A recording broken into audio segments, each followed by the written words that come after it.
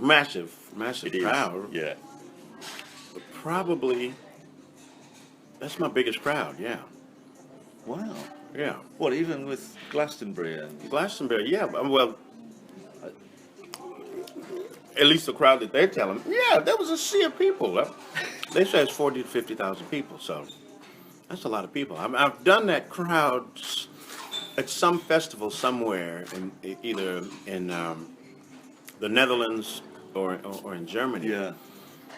but I can't remember. So in my mind, it seems like Yeah. that's probably the biggest crowd. And so, can you, when it gets over 5,000, what's the difference? I mean, do you feel more as a performer when you've got 50, 80? I mean, does it?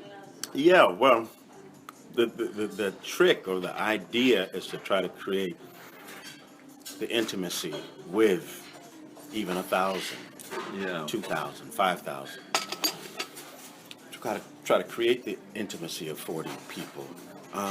Gosh, That's a tough. challenge. I mean, That's tough. when Or is it? you play these games with yourself, I can do it in the Royal Albert Hall That's lovely. because so you give focus to the people on the first 3 or 4 seats of this ring, and in a way you play that half of the house, and you're really giving your energy to these people, but this whole half of the house is feeling the warmth of what it is you're trying to give them there. So they're tricks, and yes, in these places you have to open yourself up physically more, to give them something, but yeah, it's a challenge, and in a way, it's a fun challenge to Yeah, try exactly. with a ballad to bring them in. Totally, because your songs, I mean, a lot of the songs, I mean, you've been listening to your latest album all week. They're quite intimate, aren't they? And they're lovely. Yeah. You get quite small, don't you, when you Yeah, sing those?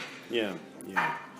And sometimes, as a jazz artist, you you reimagine the song if it needs more. If you sound like a mouse whisper in the corner, sometimes it may need more projection, and the band knows what to do, and I know what to do, to make. So that just happens as you're doing the performance. Yeah, Really? yeah. That is jazz, isn't That's it? improvisation. Yeah. Yeah. Let's make this something more than what it is.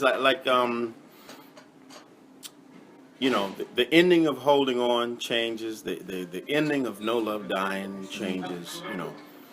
Based on how sometimes the audience is responding and communicating with me.